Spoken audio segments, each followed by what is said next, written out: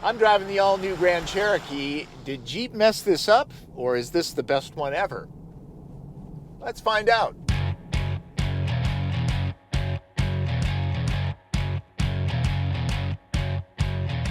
Unless you've been living under a rock bigger than Jeeps can tackle, you know that SUVs and crossovers have taken the sales crown away from sedans.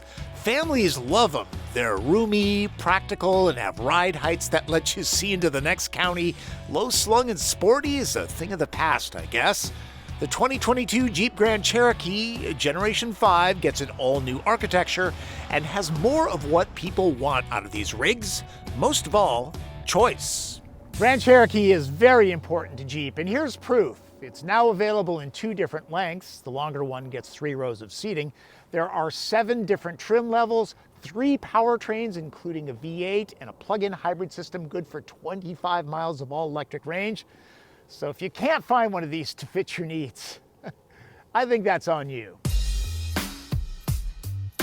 This is a higher-end Overland model. There's only a couple trims higher, Summit and Summit Reserve, maybe 3 if you count the ultra-capable Trailhawk.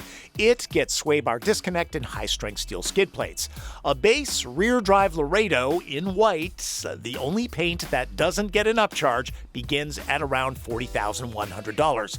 This well-equipped 4-wheel drive Overland with the Luxury Tech Group, Advanced Tech Group, and upgraded Uconnect 5 system with Navi and McIntosh Sound will set you back $65,000, and yes, that includes delivery. This one gets its oomph from a 3.6-liter Pentastar V6 engine that makes 293 horsepower and 260 pound-feet of torque. There's a nice little show on the configurable gauge cluster. Sorry, I forgot to shoot the head-up display. It's not just Easter eggs in the bay. A graphic points out the negative terminal. Hey, Jeep folks are out there in bad conditions giving people jump starts.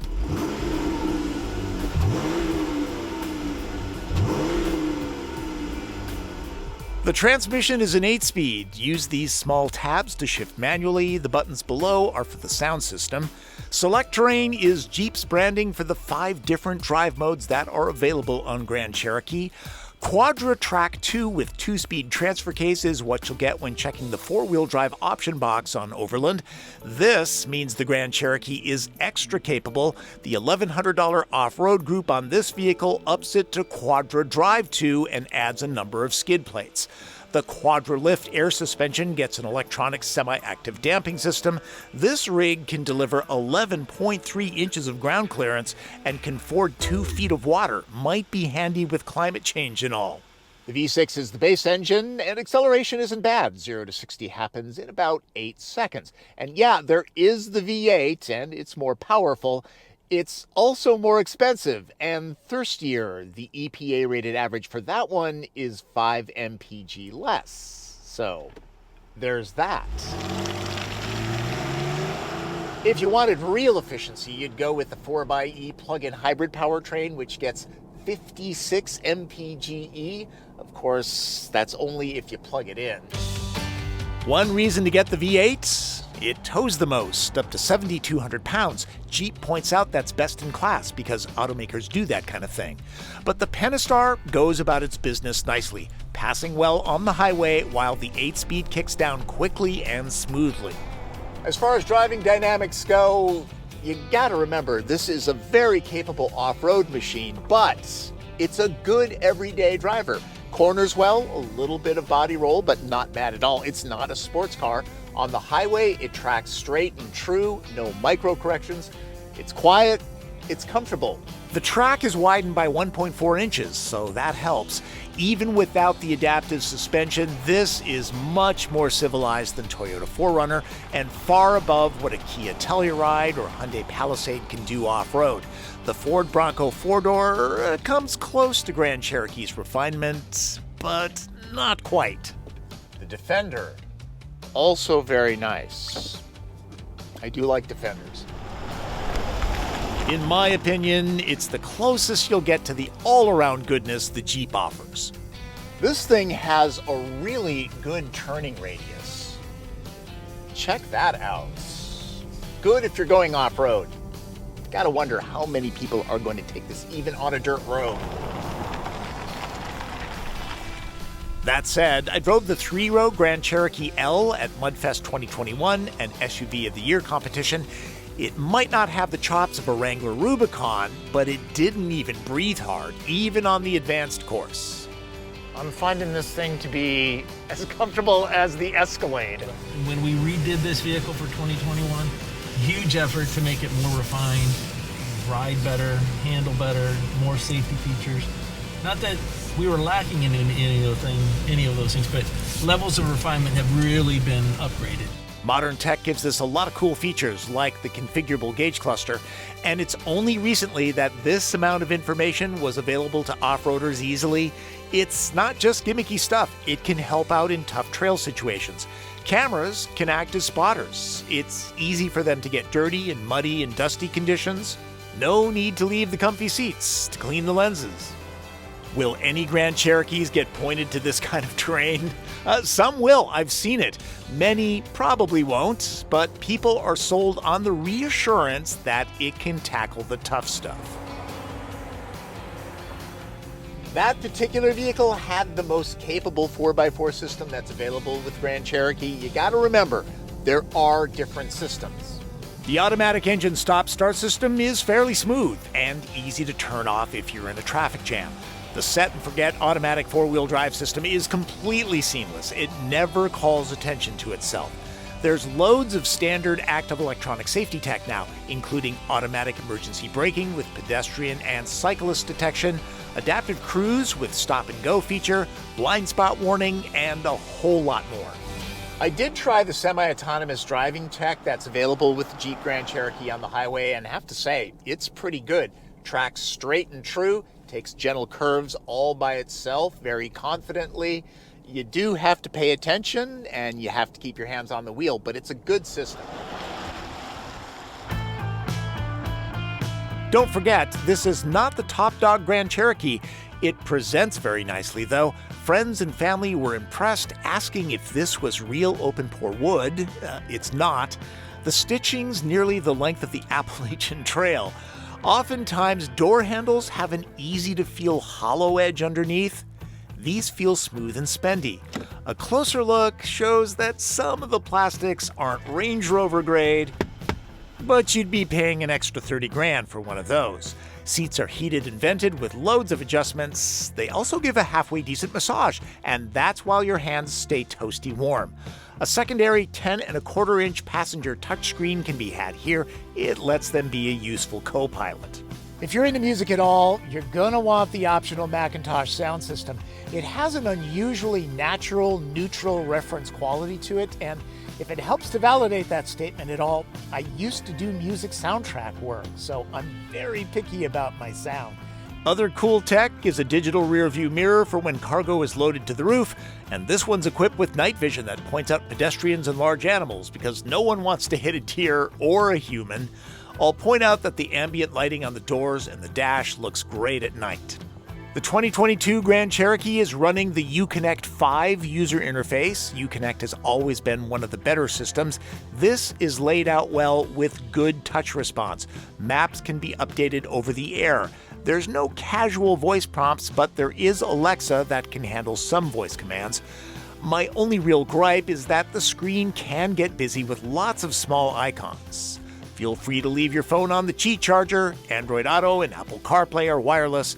The cabin has an extra 4 cubic feet of space now. As for storage, the Grand Cherokee is like that big backpack with lots of pockets, plenty of places for granola bars and trail mix. Hey, I thought you said the Grand Cherokee had 3 rows of seating now. That's the long version. Maybe do your research. What do you think I'm doing? I'm showing these people the back seats. This one has pretty much everything that I like in the back seat. We're both 5'9". Headroom, pretty good. Knee, leg, and foot room, very generous. The door openings, big enough so that you can get car seats in and out without any trouble at all. And the cushions are high enough, so thigh support is excellent. Door pockets, those are average in size. This must be the fancy Grand Cherokee. Built-in sunshades. Not only are there pockets on both seats, I like these bag hooks. Dual zone climate control back here and heated seats? Nice. Apparently there's an Amazon Fire entertainment system that goes back here if you want to spend the money. Charging? Wow, I could power just about anything back here. For a four-wheel drive vehicle, the center spine is on the smaller side, so foot room will be good for everybody. And 3 adults? This is a roomy space, so they'll be happy campers. My only gripe is that the seats don't slide fore and aft to max out legroom or cargo room. With the all-new platform, of course, comes an all-new design, but this will easily be recognized as a Grand Cherokee. The Jeep folks aren't reinventing the styling with Generation 5. The classic 7-slot grille remains with a slight forward-leaning menace to it. Engineers did a great job integrating all the sensors. The slim tail lamps help give the rear a wide-planted look. This particular vehicle is optioned up with the $695 black roof, and personally, that's money I'm happy to save. With the chrome accent, it appears less busy in body coloring, but that's me. And the L version with 3 rows of seating has a different D-pillar. The cargo hold of the 5th generation Grand Cherokee here is a little bit bigger than Gen 4 by about 1.5 cubic feet. I'll take it. Not much extra storage space under the load floor, but there is a spare tire. Some SUVs have a reversible floor for when things get muddy. This doesn't have that. This being the fancier Overland, I feel like it should have remote seat releases, or at least latches that let you drop from the seat back tops, but you'll have to go around to the rear doors when loading up big cargo. Considering a lot of Grand Cherokees will see ski duty, would be great to have a pass-through or 40-20-40 split here. Skis on the roof rack cause wind noise. Seats up, there's 37.7 cubic feet to fill. With some smart packing, a family of 4 could get all of their camping gear in here. No need for a roof box. That's an impressive 10 packs. Jeep and Chrysler put the hatch button on the side. Easier for shorter people to reach. Just keep that in mind when loading up. I think that covers the 2022 Grand Cherokee. Let's sum it up with red light, green light. Green light, the sheer variety of Grand Cherokee builds. Rear drive, 4-wheel drive, base, luxury, the multiple powertrains, and a choice of 2 or 3 rows of seating. For a true off-roader, it's a mighty docile everyday driver. Properly equipped, it's especially good at taking on severe conditions, and the controlled driving dynamic and commanding seat position are exactly what people are looking for in an SUV. Yellow lights? I like the new design, but the chrome spear with the black roof doesn't do it for me. The interior of my Overland had a rich look, though some of the hard plastics ruin the vibe. The 4xe plug-in hybrid that's coming in late spring has excellent efficiency if you plug it in. The other engines, not so much. Red lights, small stuff. Don't make the mistake of thinking all Grand Cherokees have 4-wheel drive, because there's a choice. Until the 4xe comes along, there are roomier 3-row crossovers that are much more efficient. And for the foreseeable future, this will be hard to find on dealer lots, considering demand and production issues. Consider that over 7 million Grand Cherokees have been sold. That says a lot about how important this rig is to parent company Stellantis. It's right behind Wrangler in brand recognition when the Jeep name is mentioned. All the trim levels, the powertrain choices, and the 2 legs can only make this more popular. I completely understand why people are fans of the Grand Cherokee, and this one is the best one ever. And an admission, I'm not a big fan of larger, inefficient vehicles. But the Grand Cherokee has always been my guilty pleasure.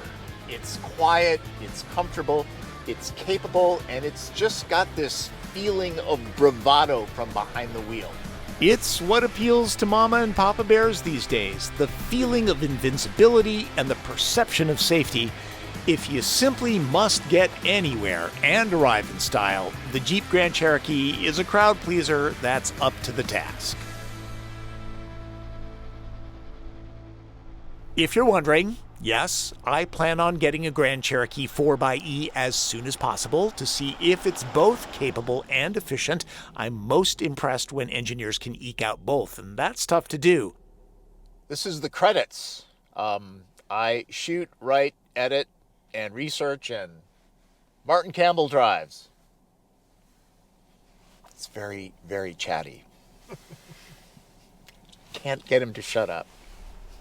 And I mention Martin because there are days that I'm not on my A game when shooting. I was tired, distracted, cold, and wet. That meant Mr. Campbell spent an extra hour driving back and forth so I could give you a video that was, well, at the very least in focus. I'm always striving for that. With all the craziness in the automotive world these days, it's really important to use a price quote service. I have one, and if you use it, it supports this channel, so thank you very much. But really, use anybody's, all right? I really don't care. I just want you to get the best deal. Back to the trunk test. Interesting that even though the spare is full-sized, it's a different brand and grade from what's on the alloy wheels. This is the end, and if you're not familiar with this channel, it's where I normally give you guys a fun fact, and this time the theme is firsts and lasts. In the early 1960s, the Jeep Wagoneer was the first 4x4 to offer, anybody? An automatic transmission. It was also the first to have an independent front suspension. Now fast forward some 30 years, and the Grand Wagoneer was the last vehicle in America to offer a carburetor. Now, if you enjoyed this video, and I'm assuming that you did because you're still here, click subscribe and then notifications. You can follow me on Twitter, and if you have a question, leave it in the comments, okay? I'm good about getting back to people. Thanks for watching. That's Driven. I'm Tom Voelk.